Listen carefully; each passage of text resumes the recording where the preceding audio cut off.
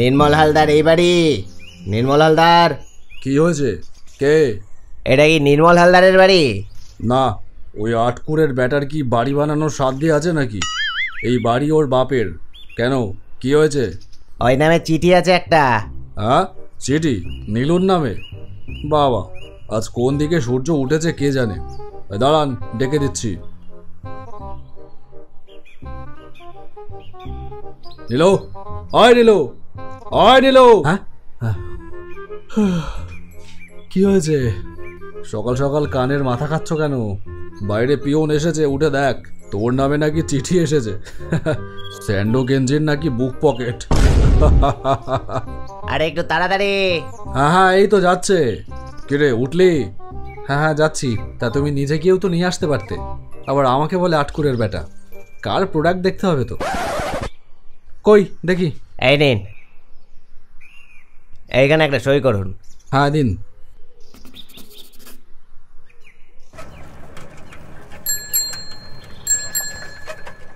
এ কি, এ আমি ঠিক দেখছি?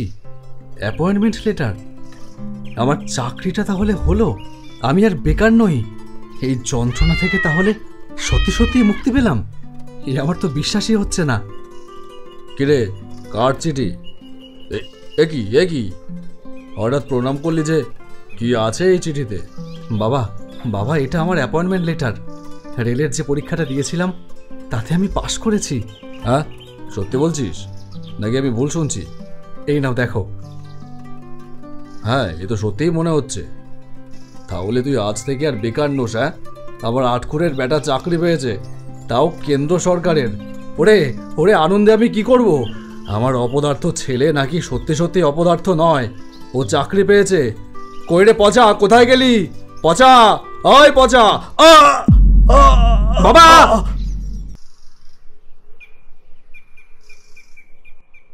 টেনশন করার কিছু নেই, সামান্য একটা অ্যাটাক ছিল। এখন ঠিকই আছে। ঠিক সময়ে হাসপাতালে নিয়ে এসেছিলেন, তাই রক্ষা পেল। আজকে দিনটা অবজারভেশনে রেখে কাল সকালে ছেড়ে দেব। সাবধানে থাকিস। বাবা, তোমাকে এই অবস্থায় রেখে আমার যেতে ইচ্ছে করছে না। আরে দূর বেটা, আমি ঠিক আছি। তুই আমাকে নিয়ে একদম চিন্তা করিস না। সরলা তো আছে, ও আমার যথেষ্ট খেয়াল রাখে। আর তাছাড়া আমি কি অথর্ব হয়ে গেছি নাকি? আমি নিজের দেখভাল নিজেই করতে পারি। কোনো অসুবিধে হলে ফোন করো। আসছি। আয় বাবা, শহর থেকে গ্রামে যাচ্ছিস, প্রথম প্রথম একটু অসুবিধে হতে পারে। তুমি চিন্তা করো না, আমি সামলে নেব। আচ্ছা, গিয়েই কিন্তু আগে একটা কাজের লোকের খোঁজ করবি। রোজ রোজ আবার হোটেলের খাবার খেয়ে পেটের অসুখ বাদাস না যেন। ঠিক আছে বললাম তো, তোমাকে অত চিন্তা করতে হবে না, আমি সামলে নেব। এবারে আসি, আমার ট্রেনের সময় হয়ে যাচ্ছে।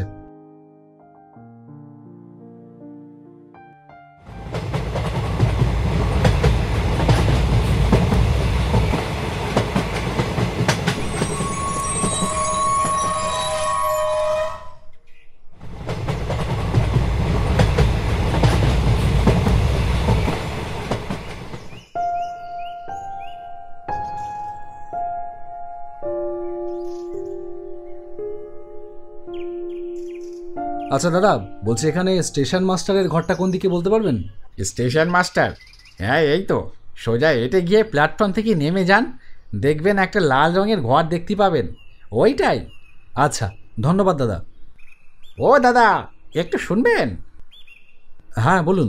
স্টেশন মাস্টারের সাথে আপনার কি প্রয়োজন? মানে জিজ্ঞেস করছি বলে আবার কিছু মনে করবেন না যেন।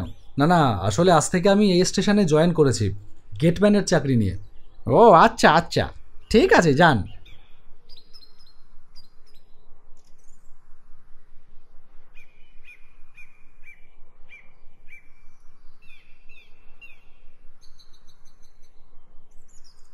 লোকটা তো বললো প্ল্যাটফর্ম থেকে নেমে লাল রঙের ঘরটা, তাহলে ওই ঘরটাই হবে মনে হচ্ছে।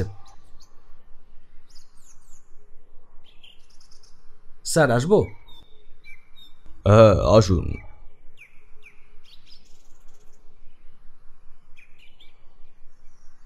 স্যার, আমার নাম নির্মল হালদার। আমার আজ থেকে এই স্টেশনে জয়েনিং। এই আমার জয়েনিং লেটার।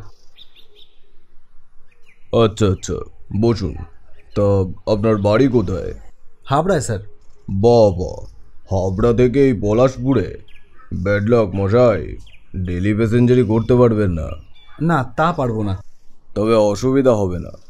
এখানের গেটম্যানের যে ঘরটা, ওটা একজনের থাকার পক্ষে যথেষ্ট। রান্নাবান্না জানেন? ওই টুকটাক। ঠিক আছে, তাহলে তো কোনো সমস্যাই নেই। যান, বিকেলে গিয়ে বাজার থেকে হাঁড়ি কড়াই স্টোভ সব কিনে আনুন। খাট পাতাই আছে, শুধু বিছানা বালিশ আর মশারি হলেই থাকার জন্য উপযুক্ত হয়ে যাবে। এই লাইনে ট্রেনও তেমন বেশি একটা নেই। ঠিক আছে, আমি আপনার জয়েনিং রিসিভ করে নিচ্ছি। আপনি সোজা গেটে চলে যান। ওখানে রঘু নামের একজন লাইসম্যানের প্রক্সি দিচ্ছে, ওকে আমি ফোন করে দিচ্ছি। ও আপনাকে সব কাজ বুঝিয়ে দেবে। Okay sir, thank you. নিন তাহলে, আজ থেকে আমার ছুটি। আপনি কাজে মন দিন, আমি চলি। এখানে বাজারটা কোন দিকে? বাজার এখান থেকে 1 কিলোমিটার। স্টেশন চত্বর পেরিয়ে স্টেশন রোডে উঠেই একটুখানি সামনে বাজার। আপনার যদি অসুবিধা হয় আপনি আমাকে একটা ফোন করবেন, আমি যাবোক্ষণ আপনার সাথে। না না, ঠিক আছে। আপনি আবার আমার জন্য শুধু শুধু কষ্ট করতে যাবেন কেন? আরে কোনো ব্যাপার না, আমার এমনিও এখন কোনো কাজ নেই, সারাদিন বেকার টাইম কাটাই। এতদিন লাইসম্যানের প্রক্সি দিচ্ছিলাম, এই আপনি এসে গেলেন। এবার তো আমার সারাদিনে আর কোনো কাজ নেই। আচ্ছা, আপনি কিছু করেন না? না, আসলে আমার কিছু করা লাগে না। ঠাকুরদার আমলের 12 বিঘা জমি আছে, সেগুলোই ভাগে দিয়ে চাষ করাই। চাষিরা যা দেয় তাতেই আমাদের চলে যায়, আর তেমন কিছু করা লাগে না। ঠিক আছে, আমি তাহলে লাগলে আপনাকে জানাবো। ধন্যবাদ।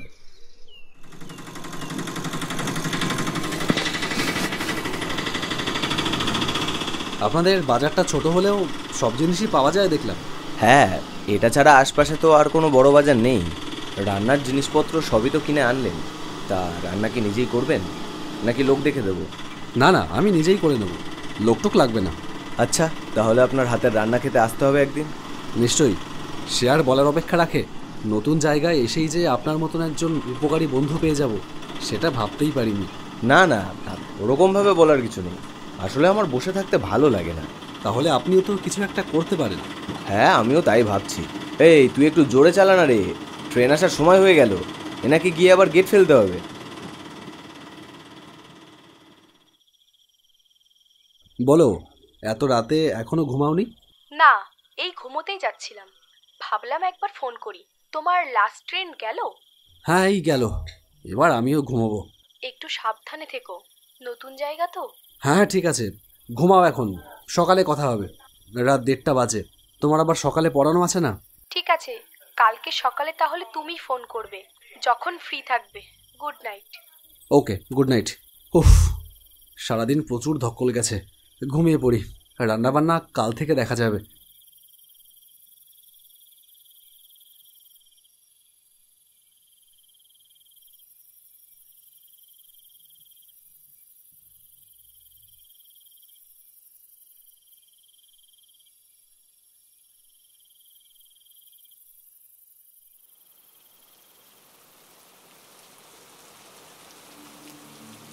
এ কি, আমি এখানে এলাম কি করে? স্ট্রেঞ্জ, আমি তো আমার বিছানাতেই শুয়েছিলাম। তাহলে এই রেল লাইনের ওপরে এলাম কিভাবে? 3:30 বাজে, লাস্ট ট্রেন আসবার সময় হয়ে গেছে। তার মানে বৃষ্টিটা না আসলে আমি টেরই পেতাম না যে রেল লাইনের ওপরে শুয়ে আছি। আর ওদিকে আমার ধর আর মুন্ডু আলাদা হয়ে যেত। এটা কি করে হলো? আমি নিজেই কি ঘুমের ঘরে উঠে হাঁটতে হাঁটতে? না না, আমার এরকমটা আগে কোনোদিন হয়নি।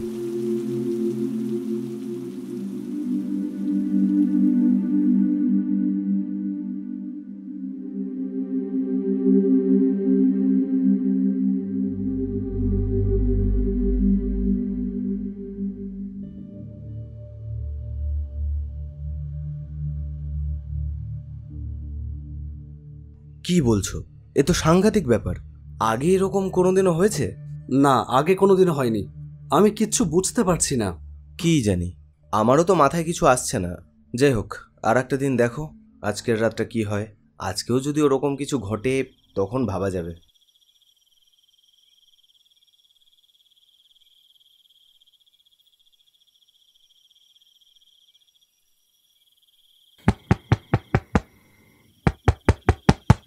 এ কি, এত রাতে কে কে কে? আরে সাড়া দিচ্ছ না কেন? কে রে বাবা? আরে কে? আমি লাবণ্য, দরজা খোলো। লাবণ্য, তুমি এত রাতে এখানে? দাঁড়াও, খুলছি। লাবণ্য, এদিকে কোথায় যাচ্ছ? লাবণ্য, লাবণ্য দাঁড়াও। লাবণ্য, কি হয়েছে তোমার? লাবণ্য! এ কি? কে তুমি? তুমি তো লাবণ্য নও। আমি চৈতালি। সে তুমি চৈতালি হওয়ার মিতালি। এত রাতে এইসব কি তামাশা শুরু করেছো?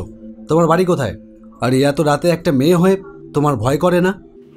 ভয় না তো, এখন আর আমার একটুও ভয় করে না।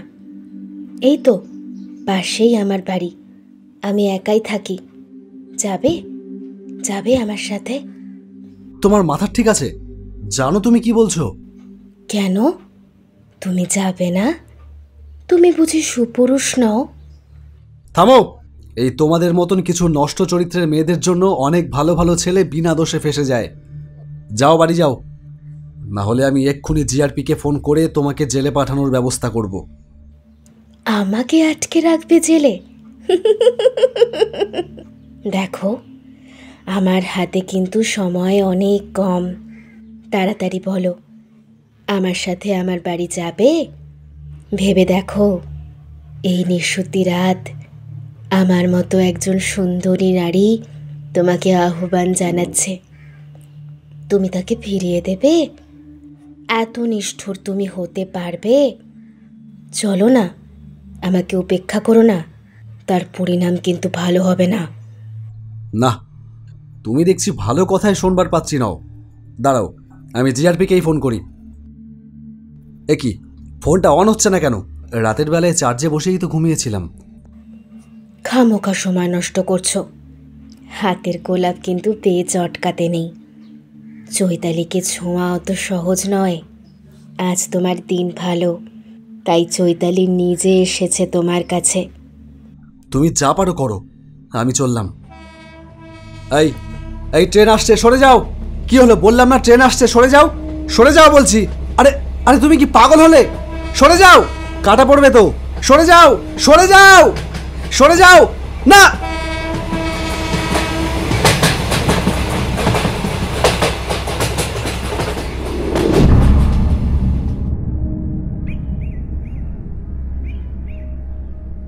এই তো জ্ঞান ফিরেছে। আপনাকেই মনে হয় আবার লাইন্সম্যানের প্রক্সি দিতে হবে? আমার এখানে আজই শেষ দিন, আমি আর থাকছি না। সে কি, কেন? আপনাকে তো আমি আগের দিনেই বলেছি যে আমি হঠাৎ রাতের বেলায় কি করে যেন রেল লাইনের ওপরে গিয়ে ঘুমিয়েছিলাম। কিন্তু কাল রাতে যা ঘটেছে তা আপনি কল্পনাও করতে পারবেন না। কে বলল কল্পনাও করতে পারবো না? আপনি আগের দিন যখন আমাকে ঘটনাটা বলেছিলেন, সেদিন আমি আপনাকে কিছু না বলে ব্যাপারটা এড়িয়ে গিয়েছিলাম। কিন্তু আমার চিন্তাটা থেকেই গিয়েছিল। একটা বিপদ ঘটতে পারে এমনটা আন্দাজ করেই আমি গতকাল রাতে ঠিক সময় ঠিক জায়গায় পৌঁছে যাই। আপনি তখন জ্ঞান হারিয়েছেন, কিছুই জানেন না তার পরের ঘটনা। এইবার তোমাকে চিরকালের মতো আমার কাছে বন্দি করে রাখবো। এসো এসো। খবরদার চৈতালি, ওকে ছেড়ে দে, ছেড়ে দে বলছি, ছেড়ে দে ওকে। না, কিছুতেই না। অনেক দিন পর আমার পিপাসা মেটানোর জন্য উপযুক্ত আমি কাউকে পেয়েছি, একে আমি ছাড়বো না। না ছাড়লে এই আগুনে তোর প্রেত শরীর আমি জ্বালিয়ে দেব বলে দিচ্ছি। তুই তো আমাকে চিনিস, আমি বিশু ঠাকুর। ভূত প্রেত পিশাচ আমার ভয় ডরে। যা, তুই চলে যা।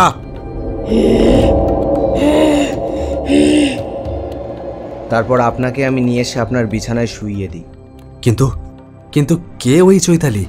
এই রেল লাইনের ধারে ধারে বেশ কিছু ঘুপচি ঘর আপনি হয়তো দেখে থাকবেন। ওর মধ্যেই একটাতে থাকতো পরেশ। হঠাৎ করে একদিন সে কোত্থেকে বিয়ে করে নিয়ে আসে ওই চৈতালিকে। বিয়ের পরদিন থেকেই শুরু হয় ঝামেলা। শোনো, আমি এখানে থাকতে পারবো না। আর আমি তো কি, এখানে কোনো মানুষ থাকতে পারে? পচা নালির গন্ধে নিঃশ্বাস নেওয়া যায় না। চারিদিকে নোংরা আবর্জনা। ট্রেন গেলে সারাটা বাড়ি একেবারে কেঁপে ওঠে। এখন তুমি কেন এই কথা বলছো? বিয়ের আগে তো আমি তোমাকে সব বলেছিলাম। তখন তো বলেছিলে যে আমি তোমাকে গাছতলায় নিয়ে গেলে সেটাই হবে তোমার স্বর্গ। ওসব ফালতু কথা রাখো তো।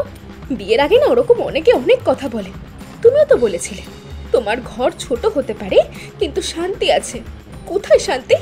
এমন কথা বলছো যেন তোমাকে আমি রাজপ্রাসাদ থেকে তুলে এনেছি। আরে তুমিও তো বস্তিতেই থাকতে।